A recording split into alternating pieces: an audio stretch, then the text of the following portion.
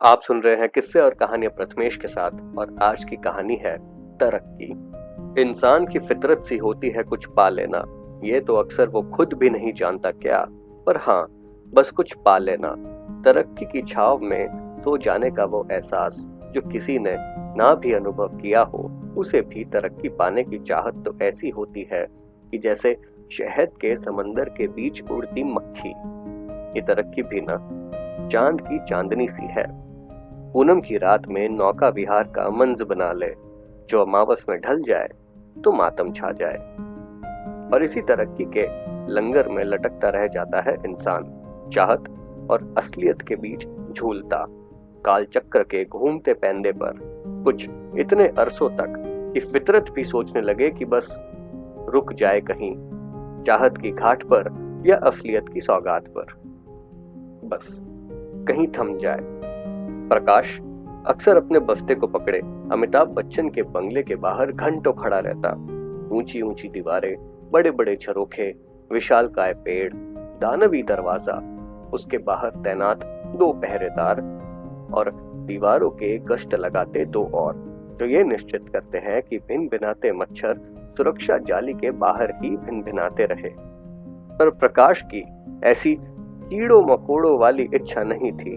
जहां वो खड़ा रहता वहीं से बंगले को निहारता, पर वह देखता कि अक्सर कुछ भयंकर प्रशंसक वहां आते जो योजना बना बनाकर डॉन के घर में घुसने की कोशिश करते, पर प्रकाश उनमें से नहीं था। उस बड़े घर को वो बस देखता रहता, और उस घर में देखता वो तरक्की, अपनी तरक्की। हाँ, हैरान होने वाली बात तो थी, भला किसी दूसरे की उपलब्धियों को कोई अपनी जीत कैसे बना सकता है। पर क्या है ना, जब आप किसी उम्मीद को जागा देखते हो अपने सामने साक्षात, भले ही वो किसी और की क्यों ना हो, उसे आप अपने में देखने लग जाते हो। उम्मीद एक लौ की तरह है, जो अपनी बाती उसके इर्द गिर्द लगा भी लो तो गर्माहट उसकी से स्वयं के सीने में अंगार धधकने सी लगती है।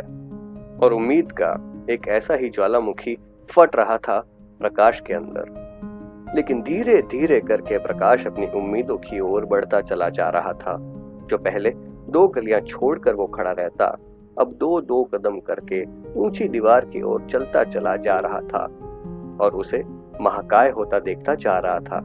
पर कमाल की बात तो ये होती है कि जब आप अपने भीम का स्वप्न की ओर बढ़ते चले जाते हैं, वो आपको अपने करीब आता नहीं दिखाई देता। चाहे आप मीलों दूर ही क्यों न हो या सांस भर करीब, अपने जटिल सपने हमें हमेशा ऐसे ही लगते हैं कि बस हाथ आगे करो और छू लिया जाए। इसलिए जब सच में हम अपने सपनों को छू लेते हैं तो यकीन नहीं होता। प्रकाश को भी यकीन नहीं हुआ जब वो सदी के महानायक के दरवाजे की सलाखों को अपनी मुट्ठी में बांधकर धूप में तपते हुए लोहे से अपने हाथों की चमड़ी को झुलसा देना भी जब वो महसूस नहीं कर पाया, तब भी उसे नहीं लगा कि उसने अपनी उम्मीदों को छू लिया है। अरे भाग यहां से पागल! प्रकाश मुड़ा, जैसे अचानक उसे आसमान का भार अपने सीने पर महसूस होने लगा। अचानक उसकी जली हुई चमड़ी का एहसास उसके मस्तिष्क को भयंकर दर्द का संकेत देता है और असलियत को साझा करते हुए चौकीदार जिस ओर से आ रहे थे, हाथों में डंडा घुमाते हुए उसके विपरीत दिशा में भागने की हिदायत देता है। रुको! यह आवाज जानी पहचानी थी।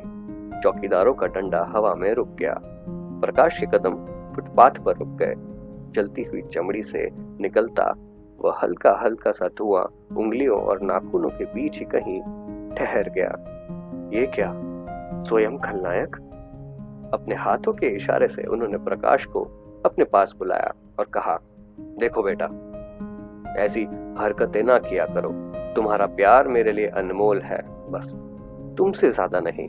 तुम्हारे हाथ जल गए हैं। मेरे घर एक डॉक्टर आए हुए हैं, वह तुम्हें मरहम पट्टी कर देंगे। और हाँ, अगली बार ऐसे नहीं, तुम मेहनत करो, तरक्की करो, फिर चाय पर मिलेंगे यहीं कहीं, ठीक है बेटा? इतना कहकर शहंशाह घर के अंदर चले गए। चौकीदारों ने भी प्रेम से प्रकाश को जाने के लिए कहा और प्रकाश भी चुपचाप दो दो कदम धरते हुए बंगले से दूर जाता रहा, पर अपने सपनों से नहीं। इंसान की फितरत है कुछ पा लेना। आज प्रकाश को लगा कि उसने सच में कुछ पा लिया था।